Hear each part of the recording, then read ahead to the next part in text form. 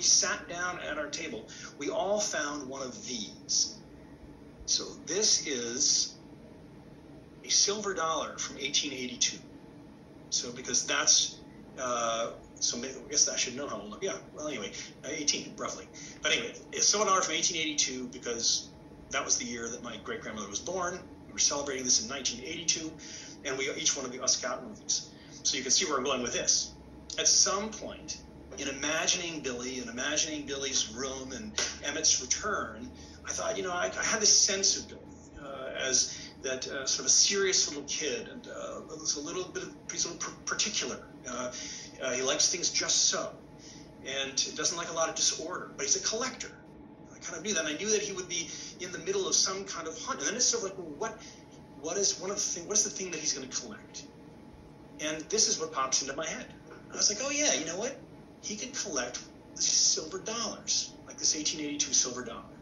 And where does he keep them? He'll keep them in this. You know, this is on my shelf. That's what he'll keep them in.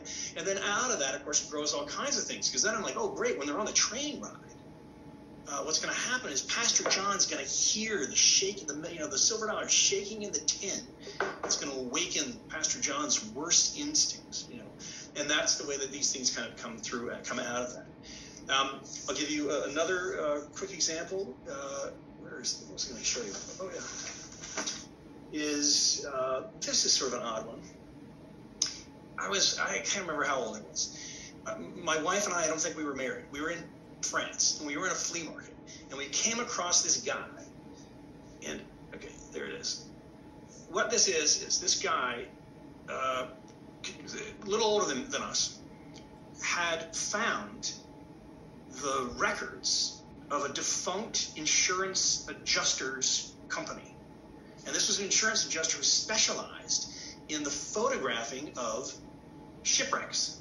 If you look closely, that is a wrecked ship. And to document for the insurance companies. And they had, I don't know, 30 years of these old negatives. And so hundreds and hundreds and hundreds of photographs of shipwrecks. So we bought a couple, and then he blew them up into photographs and framed them. So we bought a couple of different shipwrecks, and they're hanging in the room that I'm sitting in right now. But so at some point, it was Abacus Abernathy. I was thinking about Abacus Abernathy and what would be the right background for the guy who would write this compendium of books. And I felt like, you know what, he wouldn't come from a metropolitan center, a cosmopolitan environment. He might come from a small place. And as a young person, he might be taken up with visions of travel. And I was like, oh, I know. He'll be the son of the guy who took those pictures. The son of the insurance adjuster, who as a little boy is taken out and sees the shipwrecks. And used to imagine how, like in a 7-year-old boy or an 8-year-old boy or a 9-year-old boy, this is, back in the 20s or 30s, how that might set his mind running. So this kid grows up on this island off the coast of New England, Martha's Vineyard Island, and has this upbringing, and that's what sort of launches Abacus Abernathy down his sort of path into life. So as I say, this is the kind of thing I'll do. I'll give you one last. For those of you who follow me on Instagram, you've already seen this one. It turns out this is an important one in my oeuvre, in my body of work, and that is this. This is, of course, it's a weird reflection there. But this is the black-faced officer's watch. I got this many years ago. Let's see, I'm 50-something. I'm in my late 50s. Let's just keep it at that. But, I got this probably when I was about 30 years old or in my late 20s. I was in London. I found a shop that sold antique watches. And the proprietor, I had never seen a black-faced watch like this. And the proprietor explained, well, it's a classic officer's watch from the First World War. Of course, back then, not everybody even would have had a watch. It was important for the officers to have a watch because, they were often having to launch attacks at specific moments in time, right? Or they would know that the barrage was coming at a specific moment in time, etc. But they found pretty early in the First World War, you give an officer a watch with a white face, like the traditional watch, and what happens is as soon as it's dusk or nightfall, that white face can be seen by a sniper through a scope, and that makes easy hunting because it was a way for the snipers to figure out which one's the officer. You just shoot at the white watch. So they created this line of black-faced officers' watches. I loved that story. That was amazing. It's harrowing, of course. bought the watch, had it ever since, and worn it, many years, in Rules of Civility. While I was writing Rules of Civility now, which is a little bit more than a decade ago, I wanted Wallace Wolcott to have a connection to his father who had died, and this is what it was. His father had given him this watch, or he'd inherited from his father. And I knew there was a point there's ultimately a point in the Rules of Civility where Wallace is gathering presents together for all of his family, because he's going to go to the Spanish Civil War and fight. And he's particularly focused on what is he going to give his namesake, a little boy, like a 5-year-old boy, who's named after him, Wallace Wolcott, his sister's son.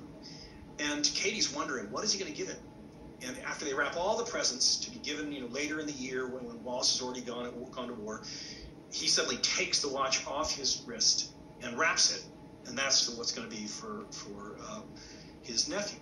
So when I was launching Lincoln Highway, and I was imagining the two guys in the trunk, I knew Duchess like that. I knew exactly who he was and where he came from. And the other guy, I initially wasn't sure about. And I was thinking, but he's not going to be an old crony of Duchess's. He's not going to be another guy from sort of a rougher part of town. He's going to be a kid who's from a better part of town. And all of a sudden, it hit me like that. I was like, you know what? He's going to be. It's Wallace's nephew. That's who it is. It's Wallace's nephew. And I knew what he was like as soon as I thought that. That's who he would be, because I knew Wallace so well.